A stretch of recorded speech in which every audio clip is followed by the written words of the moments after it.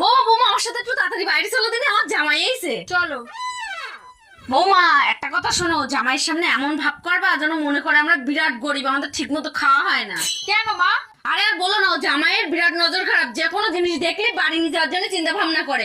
আর শোনো বৌমা, আমি যদি তোমার চাটা নিয়ে আসার কথা বলি, তা তুমি যে কোনো অজুহাতের জন্য চাটা কিছু আনবা না। ঠিক আছে মা। আমি যা বলেছি সেগুলো যেন সব মনে থাকে। চলো। ওমা, বেশ কয়েকদিন ধরে দেখছি তোমার ছেলে কাজকর্ম করছে না, সবসময় বাড়ি বসে থাকছে, কি ব্যাপার? আর বলো না বাবা, ছেলেটার তো কোনো কাজ বাজ নেই, আর যেদিকে যাচ্ছে সেদিকে অভাব। আমি জানি না কিভাবে সংসারটা চালাবো।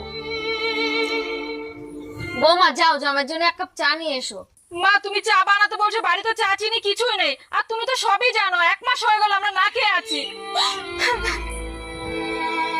বাবা দেখেছো আমাদের বাড়ির অবস্থা এখন কিরকম হয়ে গেছে।